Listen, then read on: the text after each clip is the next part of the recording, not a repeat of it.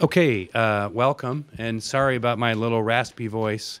My daughter got me a little bit under the weather, but I've always felt like when I was working in radio that whenever I got sick, I had a better radio voice. So hopefully it's coming through today. My name is Frank Massano. I'm a member of the National Press Club's Newsmakers Committee. And today, the Newsmakers Committee is delighted to host government and industry software experts to address data advances and innovations in data. Our expert discussion will focus on how data really works, the promise of continued innovation, and the need to foster a policy environment that ensures society captures the maximum possible benefits.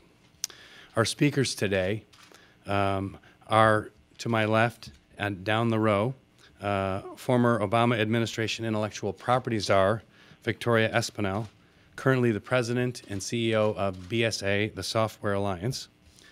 The Honorable Bruce Andrews, Deputy Secretary of U.S. Commerce Department and World Traveler. I say that because another one of my groups was in China signing solar deals with the Deputy Secretary a couple weeks ago. So he's doing the work on all these arenas.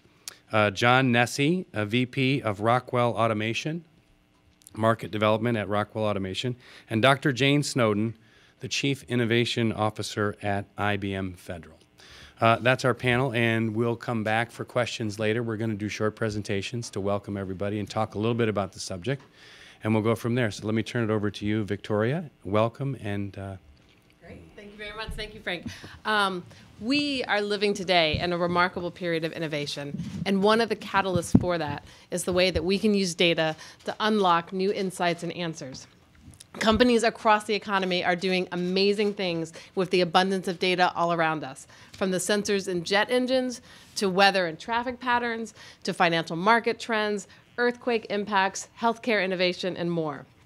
There are a number of myths about the data revolution, from the idea that it's all about big data to the false notion that all data is personal information.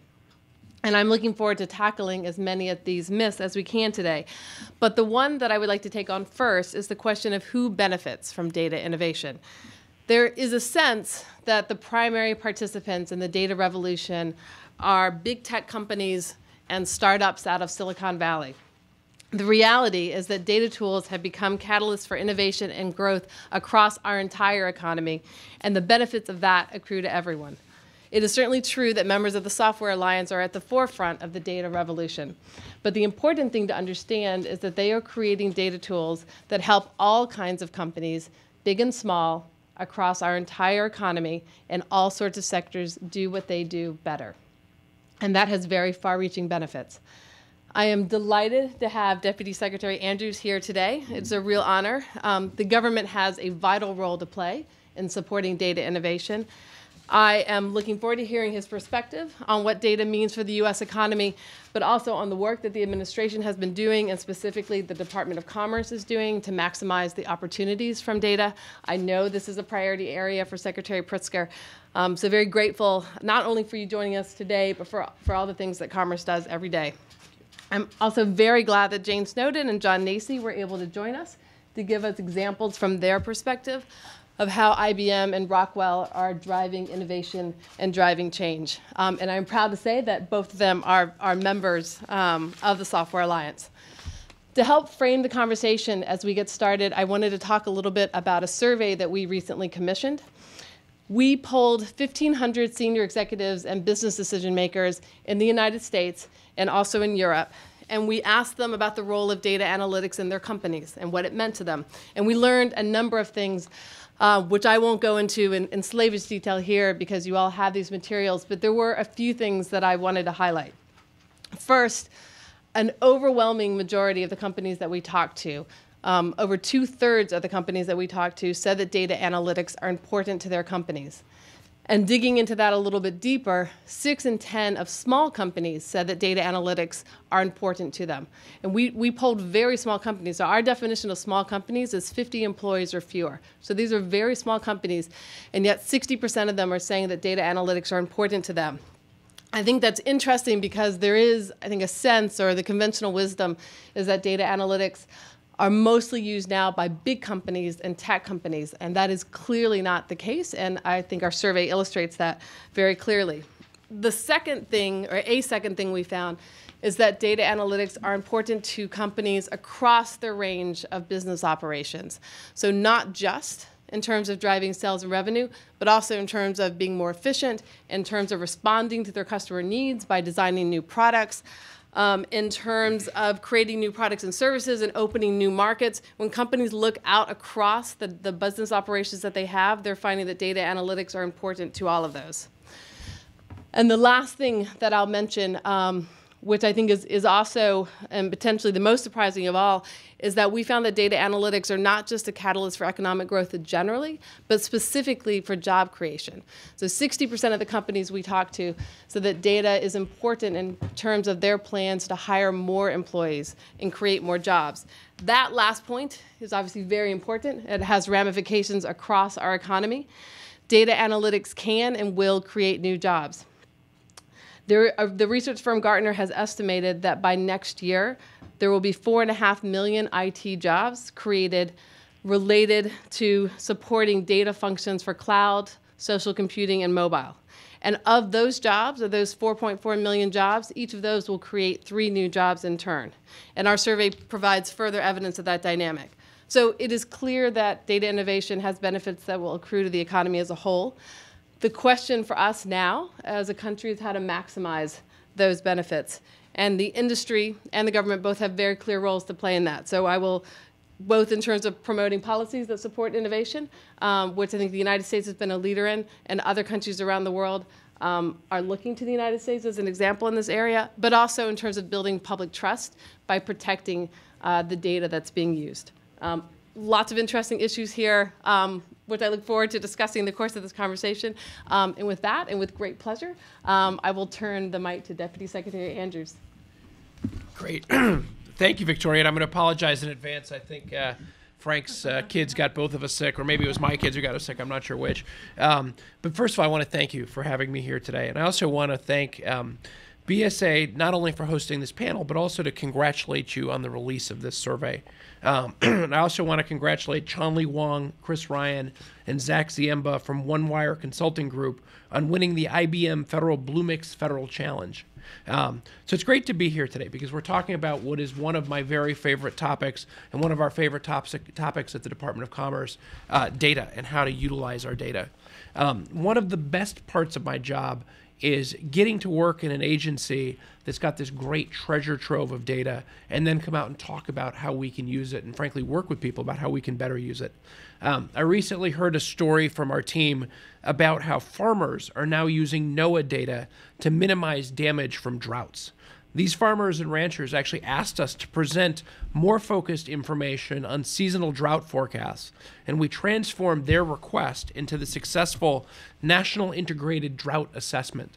By providing seasonal outlooks as far as a year in advance, we enabled the agriculture industry to consider what water usage will look like and what crops will perform best in that particular year, even what week would be the best week to harvest a particular crop.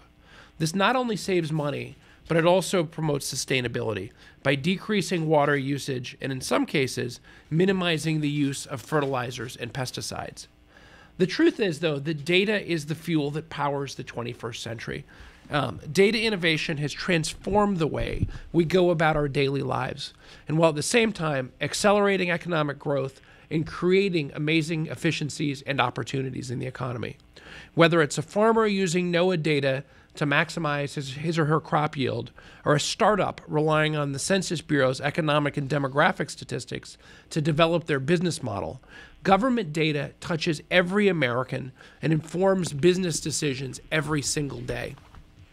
Take our country's federal statistical agencies, including the 2 I just mentioned, which are housed within the Department of Commerce. Private sector firms are combining the data they produce with other government sector data to create between $24 billion and $221 billion in annual revenues. That is why data is a key pillar of the Department of Commerce's Open for Business agenda. For the first time, we have made data a department-wide strategic priority to unleash more of our data to strengthen economic growth, to make data easier to access, understand, and to use, and to maximize the return on investment for businesses, entrepreneurs, governments, taxpayers, and communities.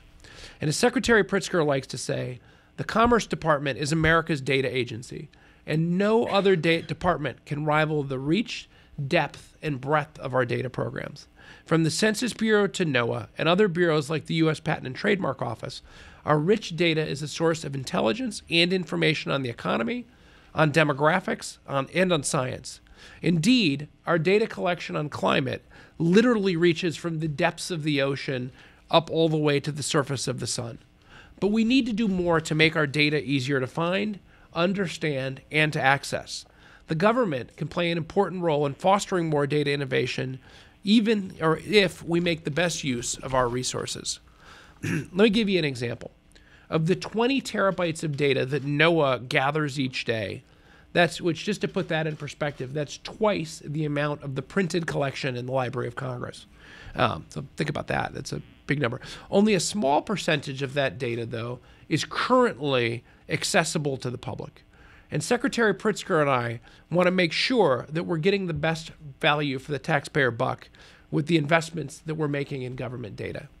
At the Department of Commerce, we know that it's not enough to simply open up the data sets. We need to make our data as useful as possible to developers and to technologists. To reach our goals, we are hiring our first ever Chief Data Officer, which is something we're very excited about. And our new Chief Data Officer, or Deputy Chief Data Officer, just started last month.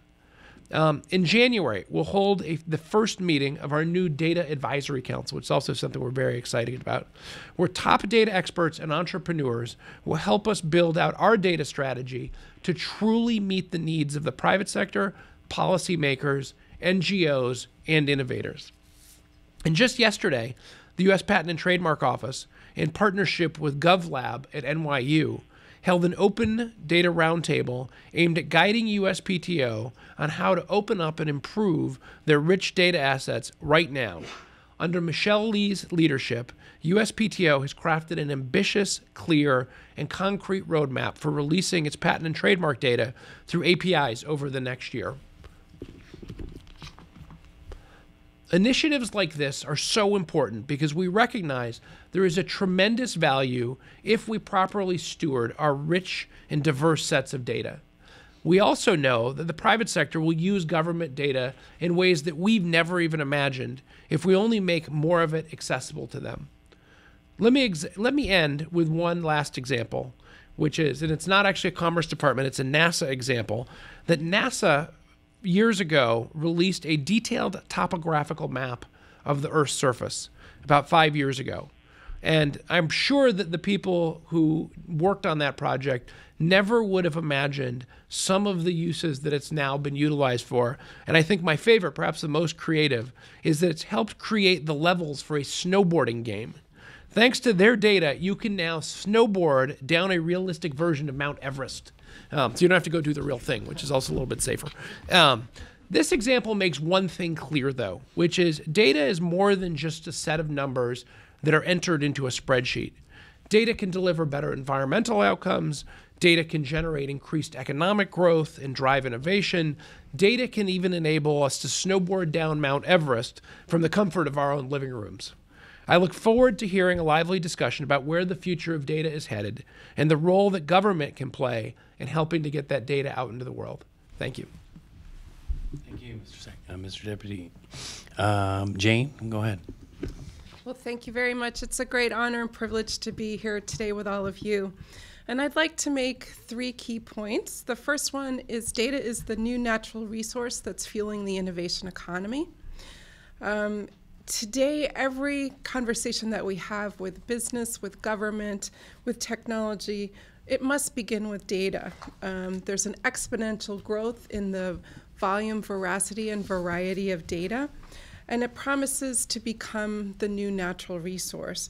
For the 21st century, what the steam engine power was for the 18th Electricity was for the 19th, and hydrocarbons were for the 20th century. There are 2.5 billion gigabytes of data generated every day, 1 trillion connected objects and devices on the planet generating data is forecast by 2015, and by 2020, machine-to-machine data will dominate. The second key point is government should promote a culture of openness and sharing. That means that the government should publish more open data. Just look at what it can do. If you go to data.gov, there are 139,000 open data sets from more than 450 agencies and sub-agencies and publishers. And we just concluded yesterday our IBM Federal Bluemix Challenge, where we had as one requirement the use of open data.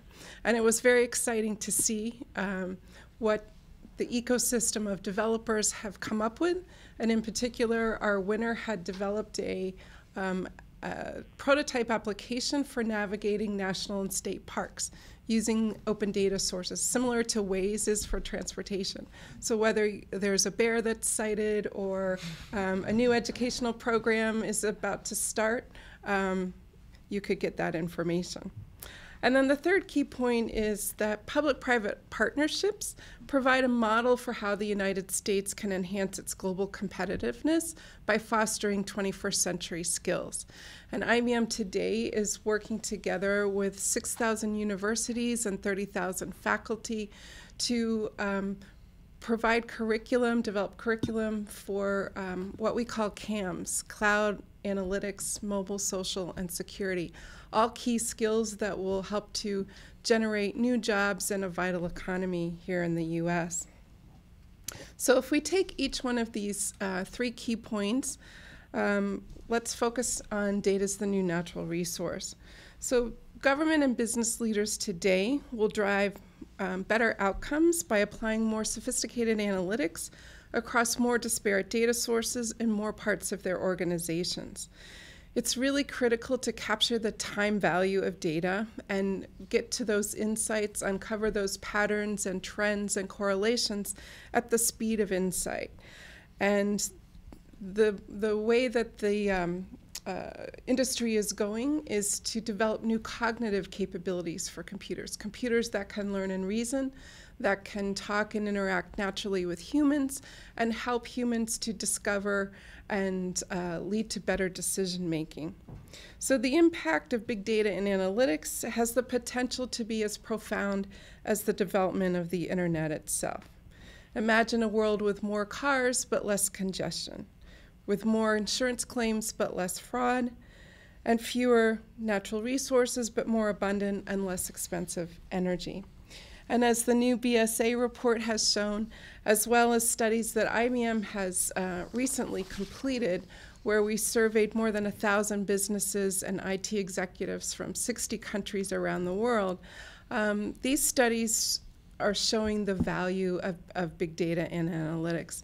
In the IBM Analytics study, we found that 63% of organizations realize a positive return on their analytics investments within 1 year. And more than 1 in 4, or 26%, realize a positive return within 6 months, which is terrific. And if we look at healthcare, IBM is putting Watson to work with Memorial Sloan Kettering and MD Anderson and the Cleveland Clinic to really transform how medicine is taught and to make better individualized, personalized care with greater speed and precision. Today, we know that doctors just can't keep up with all of the new medical information that's being published. It doubles in about every 5 years. And 1 in 4 people will be impacted by cancer, with 1.6 million new cases in the US alone. So we've been able to train Watson, and our early results are very compelling, that we've been able to reduce the time to effective therapies by approximately 1/3.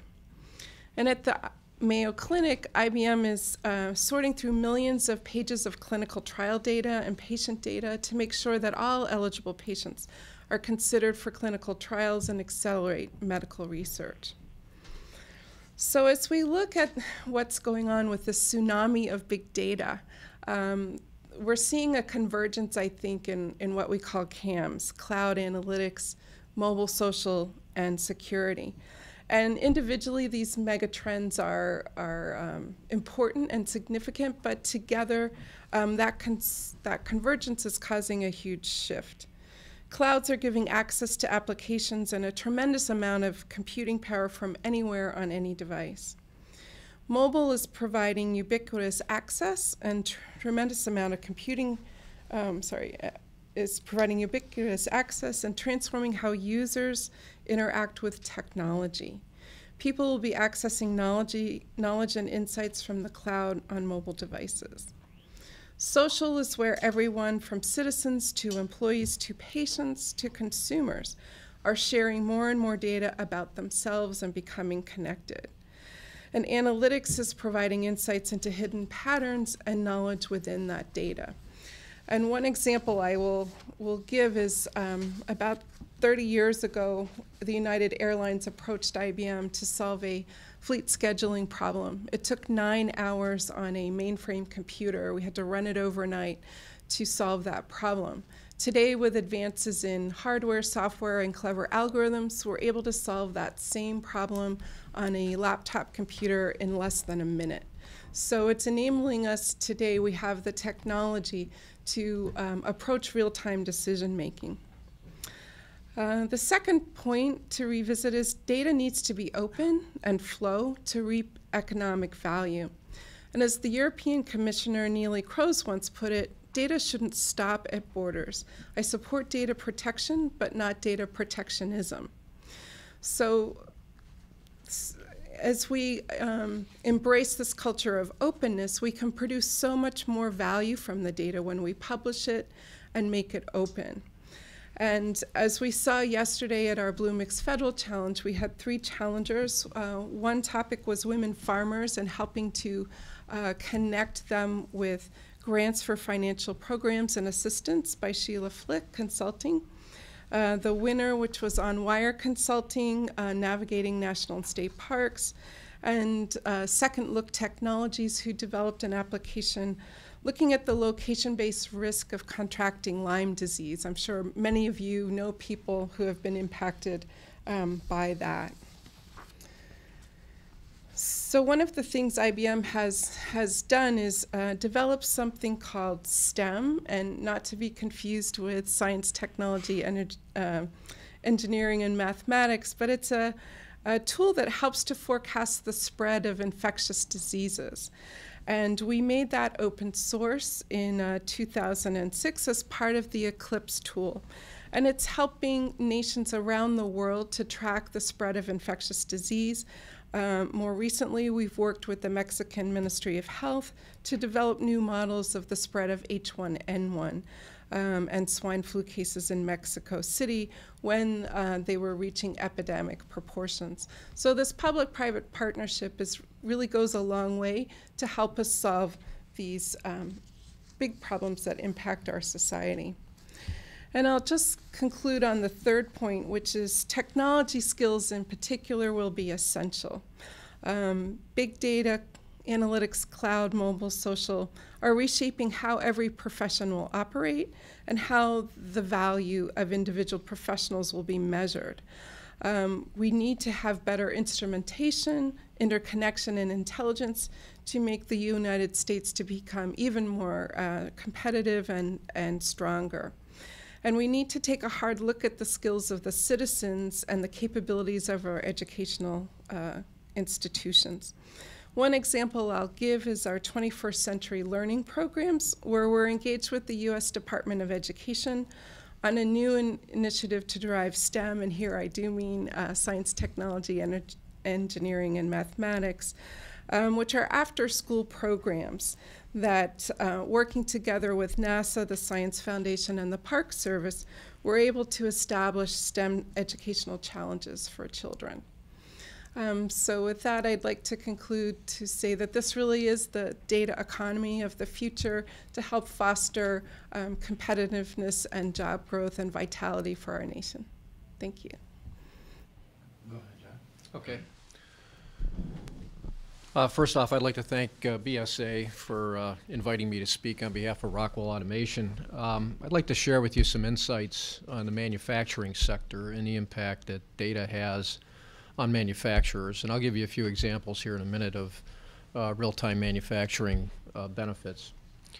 But first, a little bit about Rockwell. Rockwell is a $6.6 billion company that only services automating industries, and it's exclusively what we do. So we touch a broad swath of manufacturing and resource type verticals. And as such, we work with the National Association of Manufacturers and other trade groups in order to facilitate more competitive and more productive manufacturing environments. It's better for the environment, it's better for manufacturing profitability overall. And at the same time, viable manufacturers hire more people. So it still results in a very robust economy, and the economic impact of hiring more people to bring manufacturing back into America is a critical objective for us.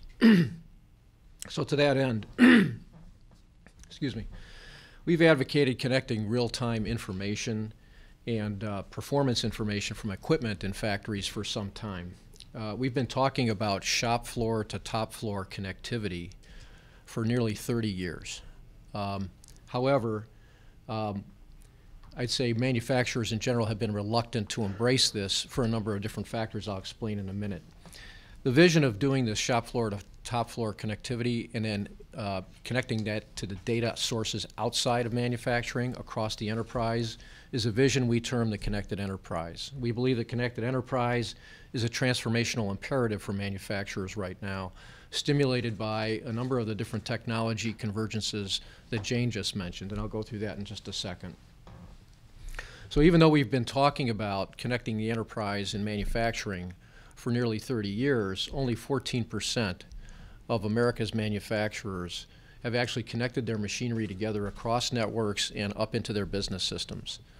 So you could ask yourself, why is that? Because there's a lot of data in these equipments. And to put it into the data perspective that we've just been talking about here, 2 exabytes of data per year are generated by manufacturing equipment itself. And that's a lot of data. The problem is it stays locked up inside of machinery, and it's not taken advantage of by the owners of that information. So when you talk about machine control, you're talking about very real-time type of activities with lots of data. I'm talking about microseconds worth of real-time responsiveness. Read a piece of data, use it, discard it, historize it, log it, archive it, whatever. There's a lot of data locked up in that equipment, but it has been traditionally pretty expensive for manufacturers to try to unlock that data and make more sense out of it. And part of that is because of the way that manufacturers tend to grow their businesses, either through acquisition or even organic growth. They buy large capital assets, and a lot of this equipment contains information-based technology, but it's always, it might be in service for nearly 20 years. And so the legacy systems don't always comply with each other, and it becomes a little bit more difficult to link them all together and take advantage of the information within those systems. But things have changed recently, and some of those changes have been accelerated by things like the Internet of Things, by the ubiquitousness of mobile technologies, and by the emergence of cloud technology as a common adoption of data processing. So cloud services and mobile, together with emerging standardization of plant-wide networking using Ethernet technologies, has given manufacturers reason to invest in upgrades. And as they do that, they leverage the information that has been dormant within their processes. And what we're seeing with our customer base is that this is having a dramatic impact on their profitability and their efficiency, as well as their ability to serve customers. So when you look at automation, the use of control and information technologies to create products that we all drive, we eat, we wear, we drink, the products that are closest to the source of the valuable data for manufacturers, this information is proliferating exponentially and creates, according to Cisco, about a $4 to $5 trillion opportunity for manufacturers. So if you want to think about this exponential proliferation of technology and data within a manufacturing environment, think of your cell phone and think of all of the data that that cell phone has about you and the fact that it's a transmitter. So everything that you know about yourself is available to others by virtue of that transmitter that you carry around with you. Well, every sensor on every conveyor belt, on every paper machine, on every automobile assembly line is proliferated with that same amount of data capability now.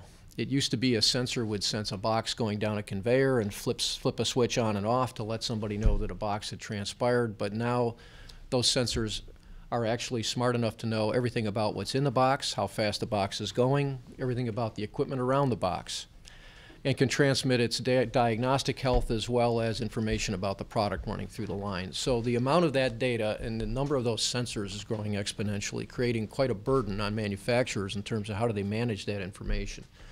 So the data management and analytics side of manufacturing has gotten much more complex, and one of the common fallacies that people have about manufacturing right now is that it's still old, dumb, and dirty, when in fact manufacturing plants today are probably the best example of applied high technology that you can find. In fact, I would say that if you walk through one of the Rockwell plants or any of our customers' plants, you'll find the latest and greatest technology, both from data management, software, as well as in terms of up-to-date control processors, all put to use.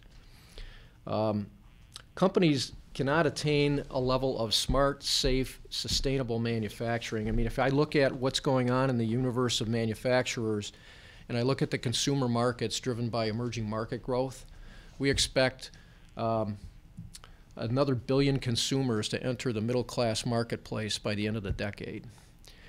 So that stress of a billion new consumers means you're going to be using 30% more water, 50% more energy, and 50% more steel to drive 100% more vehicles. And as those resources are utilized, that's going to create $1 trillion annual investment in productivity in order for us to meet the demand of those consumers without stressing the environmental resources themselves. To go after the oil, the metals, and create the products that you have to get to find the water and use the water and creatively use the energy takes a lot of data, and it takes a lot of private investment to get there too. So companies cannot attain a level of smart, safe, and sustainable production without leveraging the information from their operations more effectively, also through their supply chains and understanding their customer buying dynamics.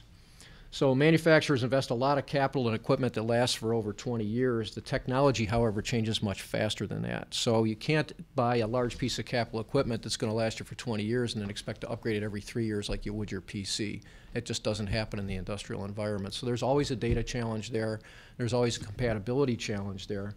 But we believe that people who are deploying systems today and upgrading today are now at the right point in the technology curve and with this convergence of technologies where they can future-proof themselves moving forward.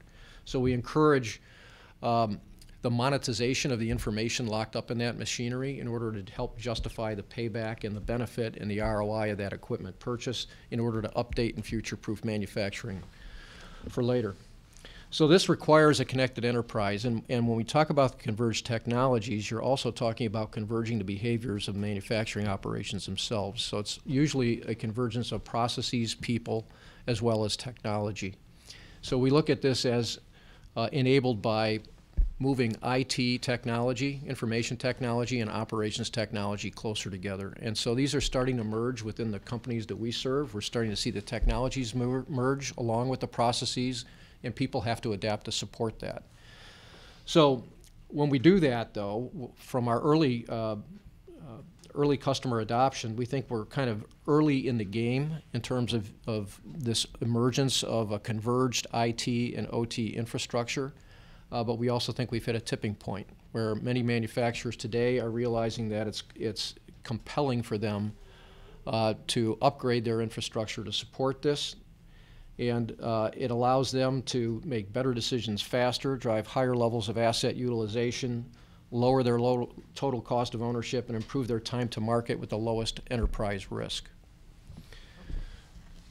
So let me give you a couple of quick examples here of some of the customers that we've worked with and some of the results that they've had. So if you take a look at Hillshire Brands, they make breakfast sausage. Many of you have that for breakfast on a daily basis. You see it in your grocery store every day. By working with them and mining the information in their production processes, looking at their raw materials, looking at the moisture content, looking at the machinery itself and how it operates to ascertain whether or not it's hitting the right temperatures, the right moisture content. We saved Hillshire Brands over 1 million pounds of product in a single year. So that otherwise would have gone as waste. So that makes a big difference to their bottom line. Another example would be a company like Hershey's. So if you look at Hershey's today, you're probably preparing your holiday festivities with the silver, green, and red Hershey's Kisses, okay? Their plant in Hershey, Pennsylvania makes 70 million of those a day. In the process of doing that, they consume 300 to 350,000 gallons of milk per day. So they also get impacted by cocoa pricing. And cocoa pricing is one of those things that you have to look at weather patterns and growing patterns, and you have to understand how all of that works together. So some of the data that we were talking about earlier at a macroeconomic and a macro dynamic level gets boiled up along with consumer buying patterns like holidays, as well as supplier patterns like cocoa production, like milk availability, sugar availability, and the production itself and its ability to take those raw materials and create your little Christmas wrap kisses. So when you look at all of that and you look at how that dynamic plays out 24/7, because this plant never shuts down, there's a lot of data to be used to drive a profitable operation and make sure that you've got enough of those silver, green, and red kisses in time for the holidays. In light of that, that plant, as efficient and automated as it is, still drives over $200 million a year in ancillary economic benefit to the region. Outside of just what the plant employs, there's local contractors and suppliers and ancillary people that are hired that drives another $200 million worth of benefit. All of that, again, gets driven into another data set, which is looking at consumer buying behavior and fed to the retail chain, so that all of that gets delivered in a very efficient manner to the marketplace. I could point to other areas where what I call big data and analytics has a dramatic impact. If you look at recently in China, there was a health safety incident in which baby formula was contaminated, and it was found that the baby formula was counterfeit. So if you're manufacturing baby formula or maybe pharmaceuticals, you're pretty concerned about brand integrity and the exposure you might have to recall or piracy. By using a technique called serialization, we can track and trace every product that goes through a production line, and we can feed that data to a cloud so that it's traceable by the consumer at the end of the chain of custody in order to ascertain that it actually is a genuine product that came from this manufacturer. And we know exactly what materials went into it early in the supply chain as well. So that's the level of traceability that this data economy is really driving for us. And then lastly, I can point to Rockwell as a good example of a company that has fully adopted a connected enterprise strategy. We began this journey about 8 years ago. We re-footprinted our manufacturing plants in order to meet our customer demands worldwide. We were going from being a North American company to a global company that required more plants in more places, but we had to have repeatable processes. And in so doing, we deployed software techniques, incorporated a lot of data along with our own automation equipment to modernize all of our plants. And as a result of connecting all of that data together, we monitor it daily. We can monitor it mobilely from just about anywhere in the world off of a mobile device. And we've done some things with managing processes centrally around that data set so that we have access through domain experts that we may not be able to find in other parts of the world. And so by leveraging the data and the domain experts that we do have, we can manage remote plants more readily by sharing that data. And as a result, over the last 8 years, we've managed to drive over 4 to 5% per year in productivity savings for the company. We've improved our lead times by 50%. We have world-class customer fulfillment numbers, and we've reduced our capital requirements by 30% per year. So that's a pretty dramatic improvement, and we've also reduced our inventory carrying costs by 30% per year. So we've found through our own example that we can drive a connected enterprise for our clients, and we can drive firm financial benefit as a result of it, and it's all driven by taking advantage of the data sets that we have available to us. So these examples are kind of typical of what we're seeing emerge as validation of the data economy, the importance of analytics and a broad spectrum of industry, and an opportunity for U.S. manufacturing competitiveness to return. So with that, I'll close and turn it over to you, Victoria. Good. Thanks, gang, for a real interesting segue to start us with some questions. Now, this is the question time. We'll take your questions. This is the press club, so we encourage the press. We will give you the priority here. If the press has enough questions, and there are others that want to ask questions, we'll go to those then too. As the moderator, I always take the first 1, 2, 3, 4, 5 questions. But I think I'll just start with this one. We talked a lot about things that are going on in the data economy. There obviously has got to be a lot of things that people don't understand. So what are some of those aspects of the data economy that are misleading or that people are misunderstanding that have to be rectified so that we can get a better comprehension of what value this really is? So I think there's a number. I'll just mention a few, and then I'll kick it to my fellow panelists. One fact that I think is amazing, it maybe not misleading, but I don't think people know it, is we've talked about the amount of data that's being created from all these different sources. If you look at the amount of data that exists in the world today, 90% of the data that exists today was created in the last 2 years of humanity. And if you step back and think about that for a moment, and then think about that, the exponential increase of that into the future, it's really incredible. Now, that abundance of data only matters if we can actually analyze it and inference it and put it to good use. And that's what what we're talking about here today. But I think that is sort of an amazing fact. I don't know if people have fully wrapped their heads around that and the consequences that it has. Two things that I think are a bit misleading. I think there is, I mentioned this one already, I think there is a sense that data innovation really matters for tech companies and in Silicon Valley. I think the survey that we're releasing today makes clear that that's not the case. I think the conversation that we've just started today makes clear that that's not the case, and it is across our sectors. But I think that is still a pervasive sense, an incorrect pervasive sense that we need to overcome. And then the last thing I'll say, just briefly, is, and it may flow from the first, I think there is a sense that this, the data revolution is grounded in technology, and therefore governments don't have a role to play in promoting that. I think that is very much not the case. So both in very direct ways, like the app challenge that IBM just announced the winner of, all of the data that went into that challenge was all released from government sources. And so the government has a very practical role to play. I think the U.S. has been a leader there. I think other governments are looking to the U.S. as an example, and I hope that they step up as well. But in putting aside, in addition to that, I think just in terms of either putting policies in place or refraining from putting policies in place that would stifle data innovation, governments have a huge role to play. And I don't know that that is as well understood as I believe that it should be. Sure. Let me just add to that, because I think part of, I'm not sure that people always realize how pervasive data is actually just in their daily lives. And that's everything. And I focused a little bit on commerce data just because it's our stock and trade. But, that's everything from people get up in the morning and they look at what the weather is. And that's all data that's created by the government. They look at what the traffic is, and that's data that's created through various government promoted systems. You look at your smartphone to see what time it is, and that's actually NIST, who I will put a advertisement for the most accurate timekeepers in the world with their atomic clock. But it's another thing that just underlies, and it's everything throughout the course of people's days. I think not realizing. I think you make a really important point, Victoria, which is people assume that the benefits flow to the technology industry. I would actually argue that the benefits actually flow to everyone else, much more so than any one industry, both to average citizens just going about their daily lives, but also businesses and how they make decisions every day that are critical to what they do. So I think one of the points that I brought up earlier was that by 2020, the majority of data will be exchanged between machines. And if we think about our mobile phones today, they're not just phones, they're cameras, they're thermometers.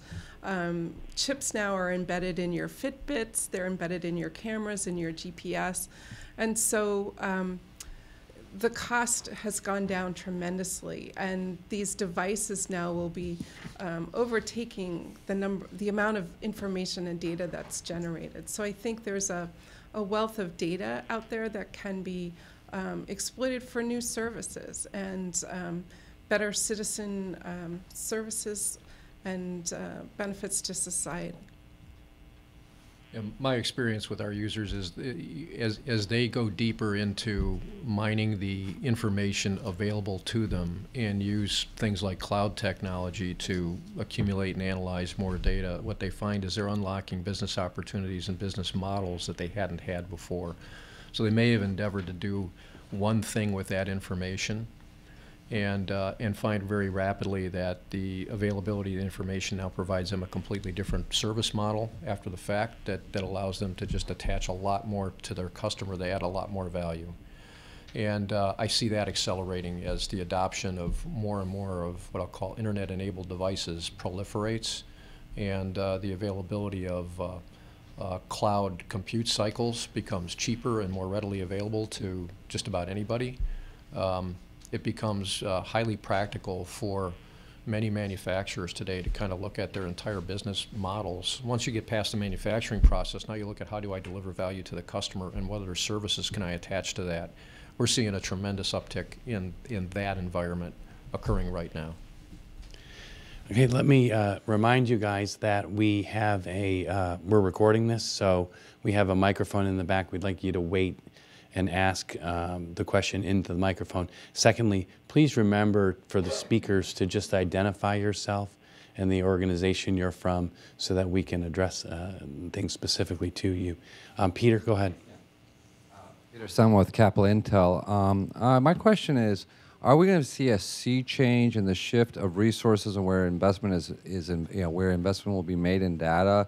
It's sort of like the dot-com bubble burst. We see a lot of money and funds and things that are basically not worth very much. Facebook, Twitter, all this attention is taking data. There's no information. And it looks like more and more companies and businesses will need specific data customized to their needs in real time. Will we be seeing this? Because we have Uber at $40 billion and they can buy every taxi cab company in the world, but it has no real service to anybody else. So I'll just make one general point is, I think the examples you gave are all sort of famous tech companies, and I think it is true that there are a lot of tech companies that are really active in this space. But I think that actually goes to one of the perceptions that we're trying to correct, that this is really a tech industry phenomena. I think that is not at all the case.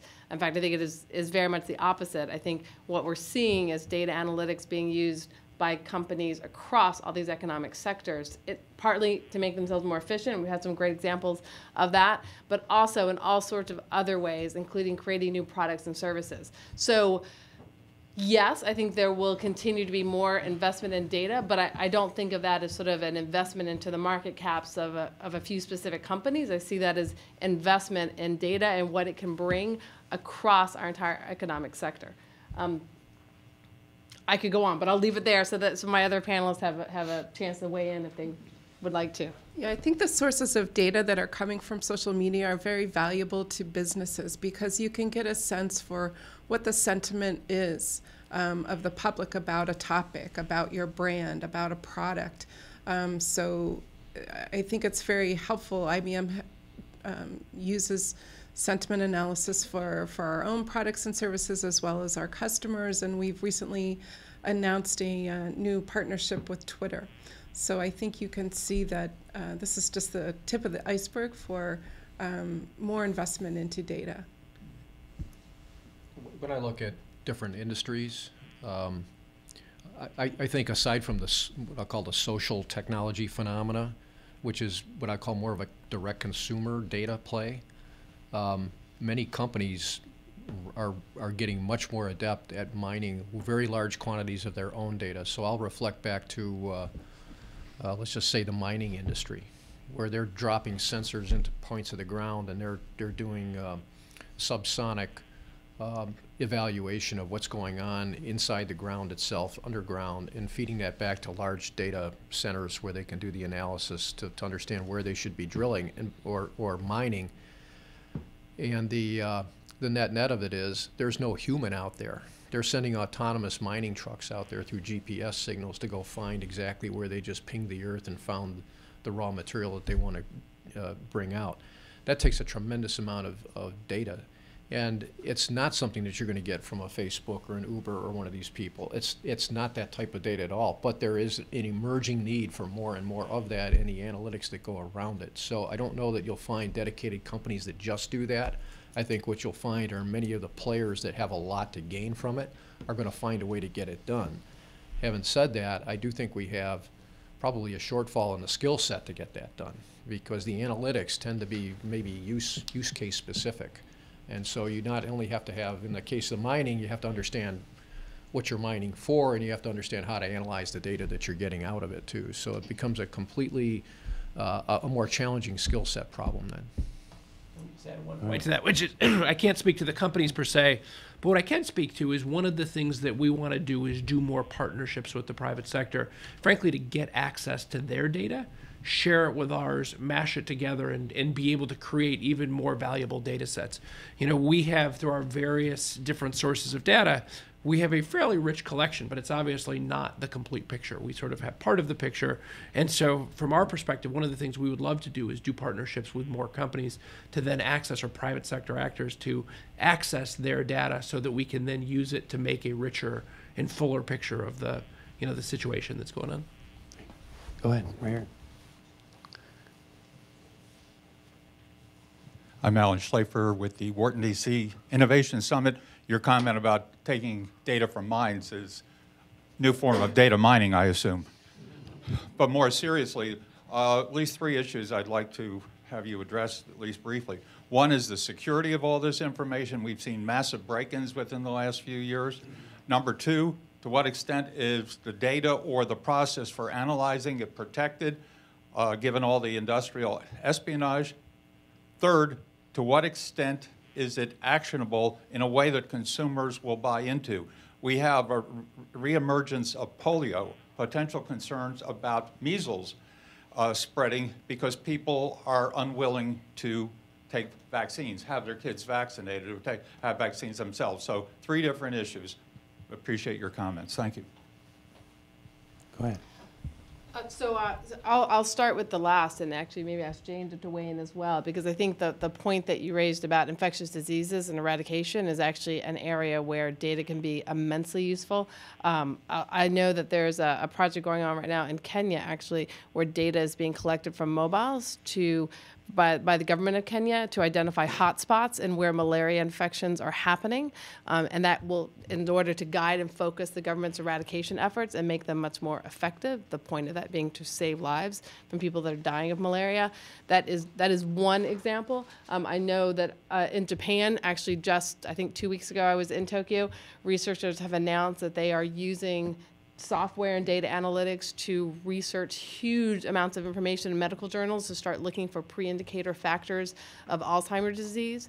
So there are, and as I said, Jane, you alluded briefly to some of the amazing work that IBM has been doing in this space, but I think that the point that you raised about healthcare innovation and using data as a tool to try to see where patterns of infectious diseases are cropping up or other types of diseases is a really important one. Yes, so I can add to those examples around agriculture and nutrition. IBM is part of the Godan Institute that is focused globally on agriculture and nutrition, and being able to help farmers who are sending SMS messages, you know, my banana crops are diseased, and using the crowd to help provide guidance on ways to eradicate a particular disease for a crop. As one example. I think a second example is in the health of our water supplies. So IBM is in a public-private partnership with RPI and the Lake George Foundation, where we are monitoring Lake George.